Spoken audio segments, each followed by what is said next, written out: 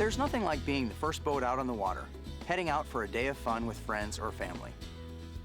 Trailering gives us an added bit of freedom, offering a bigger slice of paradise. It might be just down the road a piece, or it could be all the way across our great nation. There's no great secret to trailering. It requires a little training and practice, some attention to details, and a fair share of common sense. First of all, make sure that you have the right hitch and ball. Your dealer can advise you on the proper equipment and towing capacity you'll need for your tracker boat and trailer, including the right ball size for your rig. If you have a removable drawbar, make sure that the lock pin is in place, and while you're down here, make sure that the nut on the bottom of the ball is tight. Some trailers are equipped with a swing-away tongue to allow it to fit in a garage better. If your trailer is equipped with a swing-away tongue, now's the time to swing it into place, lock it, and pin it.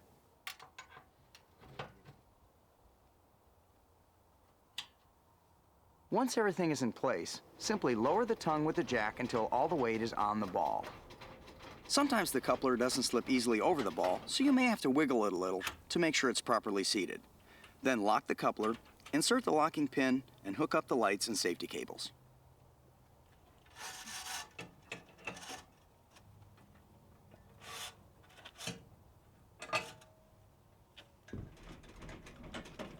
Raise the jack until it's off the ground, swing the wheel back to the trailering position, and make sure it's locked into place. It's a good idea to have the dolly wheel point aft, toward the back of the boat. Less chance of catching or snagging. You should create your own checklist to use before heading out to the water.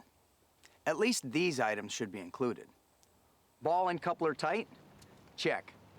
Trailer wiring connected and all lights working? Check. Coupler locked and pinned? Check. Safety cables or chains? Check. Trailer jack up and locked in place? Check. Tire pressure? Check. Bearings greased? Check. Lug nuts tight? Check. Transom saver? But if you have no transom saver, verify lower unit ground clearance. Check. Front and rear tie down secure? Check. Boat key? Check. And of course, drain plug? Check. Lastly, before you head out, make sure all your gear is stowed properly so it won't blow out. This includes making sure the bimini top, if you have one, is inside its cover and secured in a low or trailering position. Okay, now we're ready to head out. If you decided you need gas, now's the time to plan a stop along the way.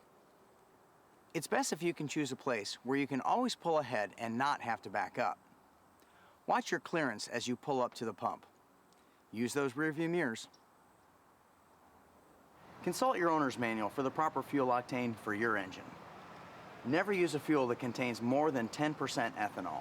Higher levels can dissolve internal components in some marine engines and can void your warranty. Once you have determined the correct fuel, common sense comes into play again. Make sure the car engine is off, trailer lights are off, and no one is smoking nearby.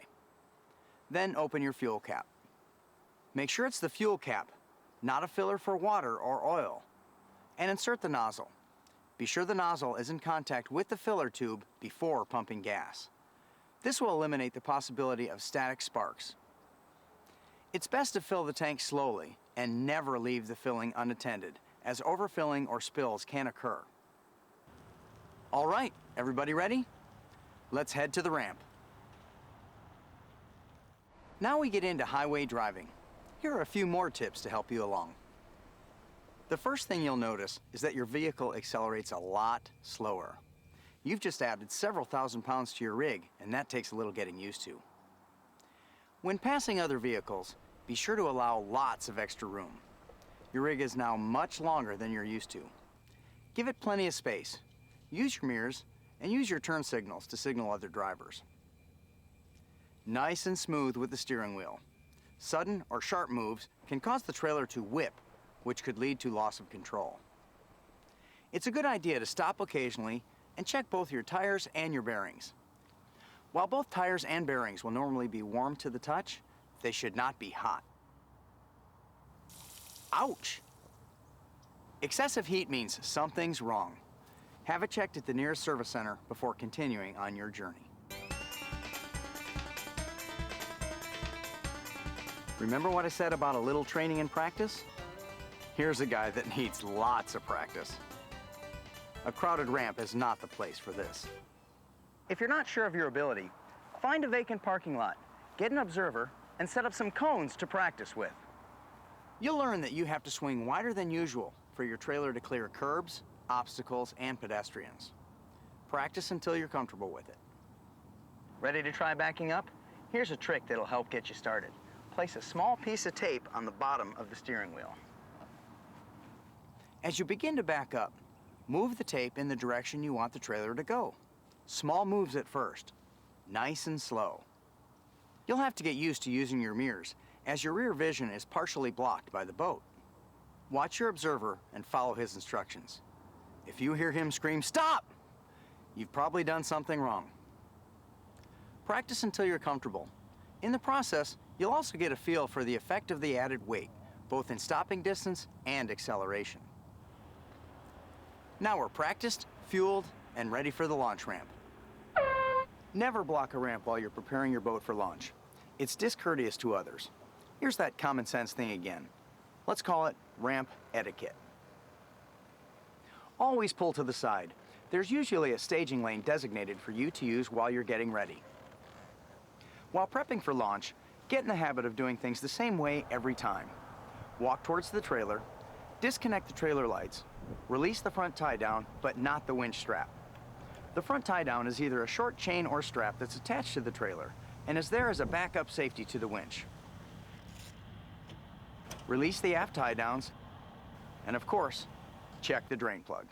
If it's not in already, put it in and make sure it's tight.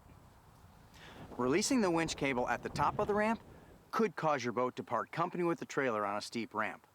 Very embarrassing and could cause lots of damage and delays. Prep a long dock line to avoid that embarrassing swim when your boat sails off on its own. If you're launching by yourself, attach a bow line that's at least twice the length of the boat to the bow and tie or loop the other end to the trailer winch stand. It may also work to tie to the dock. Just give yourself plenty of slack. If your trailer is equipped with surge brakes with a backup release, you may have to leave the wiring hooked up so the electronic release will let you back up. If your trailer wiring has this system, it will have a 5-pin male plug to attach to the vehicle's plug.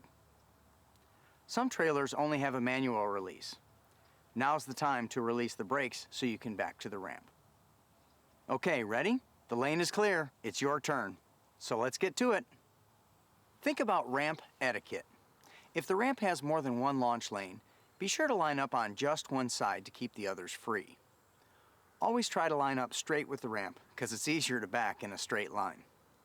Have your launch partner guide you back. Turn off your radio, dummy, and roll down the window so you can hear him. When all is good and you're close to the water, stop and let your partner in the boat. Then continue backing until you're far enough in to back the boat off. The fenders just underwater is usually pretty close to the right spot. Place the vehicle in park, set the parking brake, and get out. Here, a knowledgeable boater has a wheel chock handy to put behind the tire. The chocking becomes more important if you're working with a standard transmission, since there's no park. This is the time to go through the before starting procedure. Refer to Chapter 4 for correct starting procedures if you have not already done so. Now your partner lowers the outdrive and starts the engine, letting it warm up briefly, being very careful not to over-rev. Now you can release the winch cable and watch as your partner gently backs off the trailer and away from the ramp. If you're by yourself, try to minimize the time on the ramp if anyone is waiting to launch behind you. This is when you back in, use the bow line to guide your boat to the dock or beach, and return to your vehicle as quickly as possible. Then move to a designated parking area. Now is a good time for an inspection of your trailer. Make sure the bunks are free of any damage to the carpet or structure. There should be no holes, torn carpet, or screws or bolts protruding that could damage your hull. When you're ready to reload, back down until the bunks are all the way underwater, then pull forward until the water is about halfway up the bunks. This wetting procedure will make it easier for the boat to slide up the bunks. Steeper or shallower ramps may require slightly different procedures. Follow the same steps as when launching. Shift into park, set your parking brake, and chock a wheel. Approach the trailer slowly, trying to make sure the bow is centered between the bunks. Tilt the outdrive up slowly to avoid contact between the outdrive and the ramp. Slowly increase power until the boat makes contact with the stop on the trailer winch. Again, having someone to guide you is a big help. Reduce power immediately upon reaching the stop. Too much power or speed here could cause the boat to jump the stand, causing damage. Some ramps prohibit power loading. Be sure to check the signs and wordings at each ramp you use. If there is a sign prohibiting power loading, you'll have to cut the engine as soon as you make contact with the bunks. Tilt the outdrive up and hand winch the boat to the trailer's stop or roller. Make sure the ratchet lock on the winch is engaged and the cable or strap is not freewheeling. A spinning handle can do lots of bone-crunching damage. If you have a larger boat, it might be a good idea to invest in a power winch. Consult your tracker dealer for details. Once fully on the trailer, double-check that the ratchet lock on the winch is set and attach the bow tie down. Be sure your engine is tilted up before pulling up the ramp. Failure to do so could cause the unit to drag the ramp, causing major damage. Retrieve your chock, put the vehicle in low or first gear, and release the parking brake. Then you can pull slowly up the ramp, checking your mirrors to see that the boat is centered on the trailer. If it is not centered, back it into the water again and reload until it is. Never trailer a boat that is not centered on the bunks.